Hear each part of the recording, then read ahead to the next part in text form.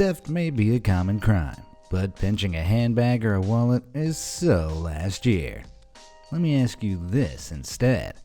How would you go about swiping an entire beach, an iconic historical body part, or $50,000 worth of prized bull semen? Believe it or not, these are just some of the dangerous, strange, and downright dumb things people have stolen.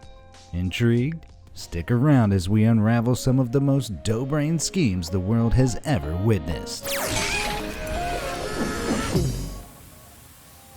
Ice Ice Baby.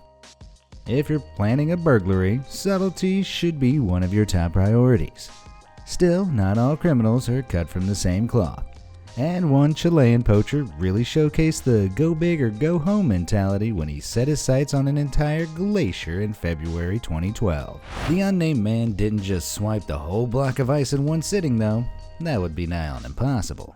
Instead, he set about slowly chipping away at the Jorge Montt Glacier, located in Bernardo O'Higgins National Park in Chile, in the hopes that no one would notice. Remarkably, environmentalists initially blamed the damaging effects of climate change for the way the glacier had started shrinking at such an alarming rate. Although it seemed he was actually getting away with it, the thief's ambitious plan was eventually foiled when police intercepted a large refrigerated truck in the capital of Santiago and discovered an estimated $4,900 worth of illicit ice squirreled away inside. Apparently, this anonymous man had intended to cut the frozen blocks down into designer ice cubes, which he would then flog to hotels and bars for use in whiskeys, rums, and cocktails around the local area. On top of the charges of theft, authorities considered adding a violation of national monuments to the charge sheet. His get-rich-quick scheme might not have worked out, but you have to admire this thief's sheer tenacity. Pudding Pilferer.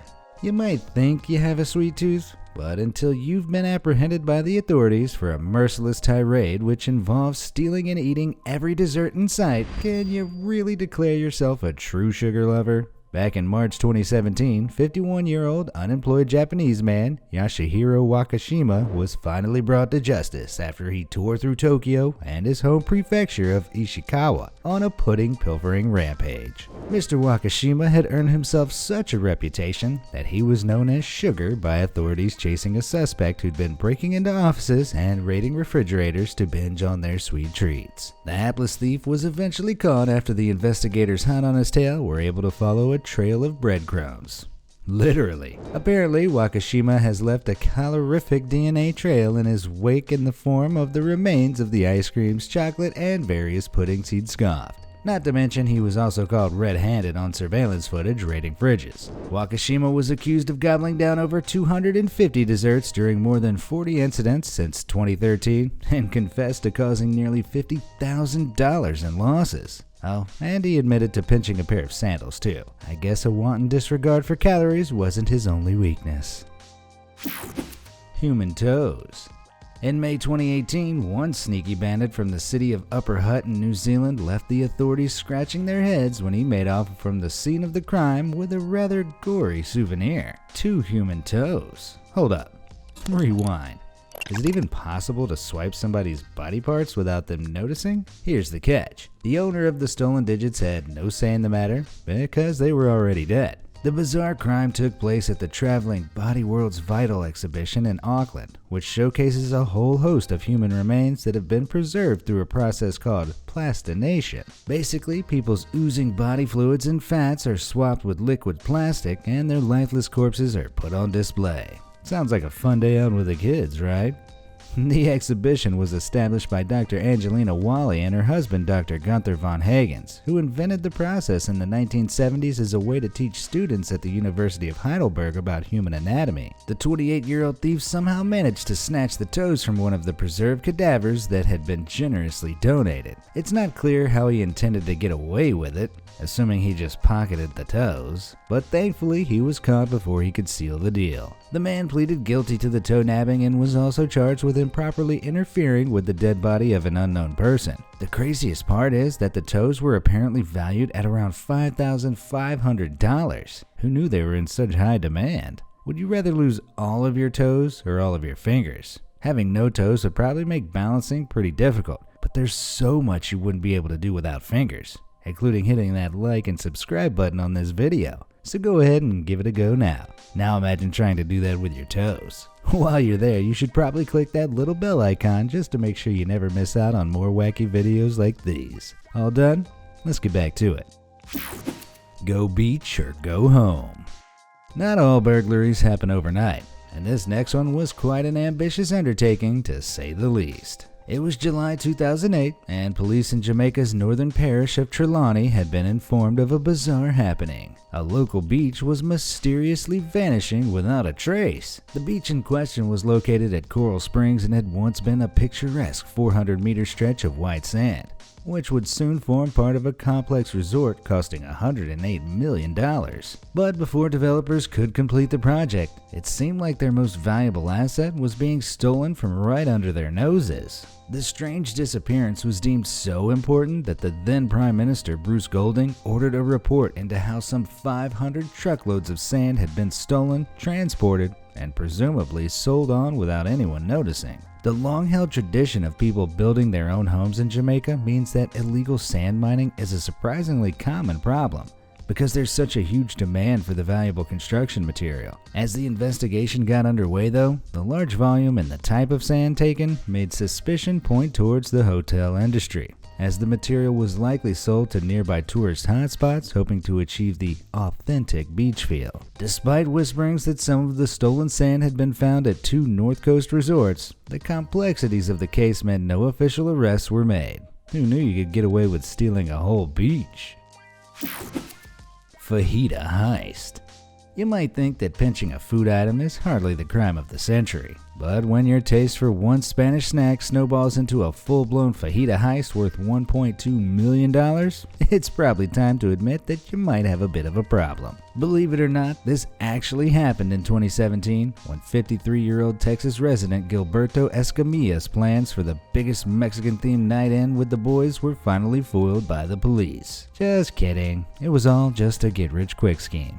Duh. It all began when Escamilla was first employed at the Darrell B. Hester Juvenile Detention Center in the city of San Benito, Texas, back in 2008. Over the course of the next 9 years, Escamilla was able to place orders for fajitas using county funds before selling them on for his own profit. His master plan was eventually thwarted in August 2017 when a delivery driver with Labatt Food Service phoned the detention center to give kitchen employees a heads up that an 800-pound delivery had just arrived at the front gates. The bulk order immediately raised suspicions because fajitas weren't a staple of the miners' dinner menu. But the driver insisted that he had been delivering fajitas to the center since 2008. When the trail of spicy snacks led investigators back to Escamilla, he crumbled and claimed that the whole thing had simply gotten out of control. After being fired and arrested, his house was also searched and police found packages of the fajitas in his refrigerator. Escamilla pleaded guilty to his crimes and was sentenced to a whopping 50 years in the slammer. I wonder if fajitas are on the menu. Lawn envy. If you thought stealing a beach was a tricky undertaking, try pinching someone's entire front yard. Denise Thompson from Edmonton, Canada prided herself on her lush green lawn, which offered a sunspot for her 4 children and 2 dogs. But little did she know it was about to be cruelly snatched away. When Miss Thompson returned from a trip to visit her husband in Stettler, Alberta one weekend in June 2011, she entered through the back door and everything appeared as normal. That is, until she opened the blinds on the large picture window in her front room and almost fainted from complete shock. What was once her picturesque pride and joy was now nothing but a grubby plot of ugly brown dirt, with not a blade of grass in sight. Dumbfounded, Thompson called on neighbors who said they had seen a white truck and trailer parked at her house over the weekend. But who would do such a thing? And in broad daylight, too. As it turned out, the lawn theft wasn't perpetrated by some jealous neighbor, and was instead the result of an innocent mistake. On Monday evening, Thompson discovered a note on her front door from Patrick Kukanu, the embarrassed owner of Kupak Landscapes Limited, who explained that his crew had simply got the wrong house on the wrong street. Thankfully, Ms. Thompson got over her initial anger and gladly accepted Kukanu's offer to replace the lawn for free. Perhaps his crew need an eye test, too. Napoleon's junk. Swiping some human toes is pretty darn strange. What if I told you the infamous military leader Napoleon once had his own crown jewels stolen? literally. The story goes that the historical phallus was first pilfered when Napoleon's resentful Dr. Francesco Attamarchia allegedly cut it off during his autopsy in 1821, before giving it away to a priest named Abbé Angus Paul Vignali, who then smuggled it into Corsica. From that point on, Napoleon's most personal prized possession gained something of a mythical status. When the priest was murdered, the dismembered body part then fell into the hands of a British collector in 1916 after the French government turned down an opportunity to purchase it. Over the next 50 years, the member became a public relic, and in 1927 was even put on display in New York by an American rare books dealer who purchased it in 1924. Finally, in 1977, New Jersey urologist and Professor John K. Latimer decided to purchase the collector's item for $3,000. Not wanting to draw attention to the stolen genitals, Latimer then hid it under his bed until he died 30 years later. And his son Evan Latimer inherited the modern-day relic in 2007. Because it was not properly preserved, those who have witnessed the phallus over the years have described its appearance as a piece of leather, a shriveled eel, and even beef jerky. As if that wasn't flattering enough, it's been revealed the member measured a modest 1.5 inches. Way to humiliate a guy 2 centuries after his death. Still, there are rumors that Latimer has been offered up to $100,000 for the body part, which is a pretty tidy return investment if you ask me. History's greatest brain. On the morning of the 18th of April, 1955, the undisputed genius Albert Einstein mumbled a few words in German and then died. The nurse on duty at Princeton Hospital didn't speak German, so his final words were lost forever. But his words weren't the only big loss. Dr. Thomas Harvey, the pathologist who conducted the autopsy, went a step beyond just identifying Einstein's cause of death as a burst aorta when he sawed open his cranium, removed his brain, and added it to his own private collection. The following day, Einstein's son, Hans Albert, learned that the body in the coffin at his father's cremation was not totally intact and that the brain had been removed for scientific study. Dr. Harvey managed to convince Hans Albert to let him study Einstein's brain in the hope that it might shed some light on the secrets behind his genius. But as weeks turned into months, months became years, and still no scientific paper emerged, Einstein's brain was forgotten and at least considered stolen. Then in 1978, young reporter Stephen Levy tracked Harvey down to Wichita, Kansas, where he discovered that he'd been hoarding the brain in either a mason jar or a cider box under a beer cooler for the past 25 years. As it turned out, the brain had become something of a bad luck charm for Harvey. He'd lost his job, his marriage, and his career at Princeton while fixating on understanding the elusive body part. The brain had been carved into 240 tiny pieces and would be routinely sent to researchers around the world. Nowadays, the Mutter Museum in Philadelphia is one of the 2 places where you can view pieces of the organ. As far as the secret to Einstein's genius goes, it seems that part is still, well, a secret. E.T. phone home.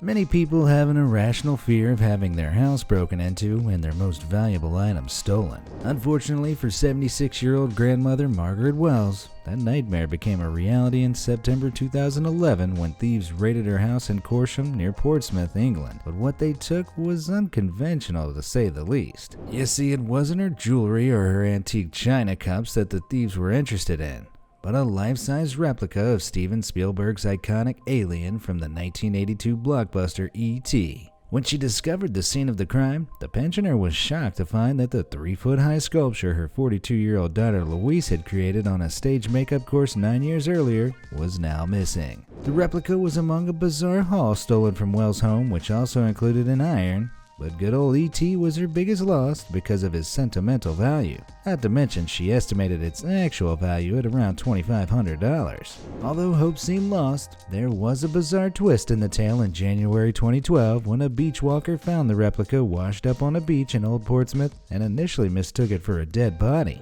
To this day, neither the police nor Margaret know who stole the model or what they intended to do with it, but after all, she's just glad that E.T. did indeed phone home. Jeez, poor old Margaret Wells had been on quite an emotional roller coaster. And what a touching reunion that must have been. Have any of you guys ever lost something? Or worse, had it stolen, only to have it returned in an amazing way? Let me know down in the comments below, and I'll get back to some of my favorites. Bull semen. There's no limit to the things sticky-fingered thieves will try and loot. And in this case, when I say sticky-fingered, I really mean it. In January 2016, the Californian city of Turlock was rocked by a headline that could make anyone do a double take. Nearly $50,000 in bull semen stolen from Turlock truck. That's right, someone had successfully made off with almost 50,000 smackaroos worth of baby batter belonging to some Californian cattle. But why? And how?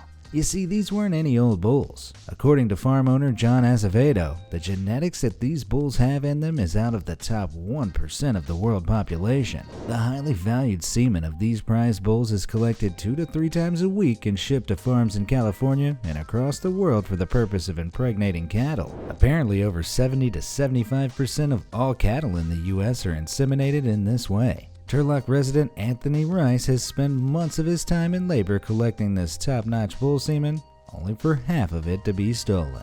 According to reports, the thieves made off with 3 tanks and a transfer tank with nearly 3,500 units of sperm, which they swiped from the back of Rice's work truck late one Sunday night. For some perspective, that's enough to potentially impregnate more than 1,000 cattle. It's unclear how the perpetrator intended to shift the load, but the frozen sperm could be dangerous unless handled by professionals, because the tanks are filled with liquid nitrogen at about negative 320 degrees Fahrenheit. No wonder there was a drop in cow baby showers in 2016. Manhole madness. Forget all about Ocean's 8 and allow me to tell you about the most successful heist you've never heard of before, the great manhole theft of 1990. Okay, so it wasn't that great, but it's still pretty dumb. Which, if you ask me, is even better. It all began when police officers started noticing the manholes from Hollywood to South Central LA were mysteriously vanishing at a dizzying rate. Initially, wannabe local detectives pointed the finger at cosplaying mega fans of the Teenage Mutant Ninja Turtles who might have been robbing the manholes to use as shields, just like they do in the show. Alas, the truth involved no such thing as anthropomorphic crime-fighting mutant turtle brothers, but somehow lifting and stealing a total of 185 cast iron discs, each weighing around 40 pounds, is still a pretty mean feat for any puny human. The lid was eventually lifted on this sneaky scheme when officers on a stakeout at a downtown scrap metal yard parked up beside a beat-up Toyota truck in July 1990. Inside, they found exactly what they'd been searching for. More than a ton of catch basin covers and storm drain grates concealed by layers of cardboard and broken bed frames. The 2 suspects, 23-year-old Antonio Lopez and 19-year-old Efrain de Leon Barrios, were accused of attempting to sell the hefty load for a mere $75 to the downtown metal center on Long Beach Avenue.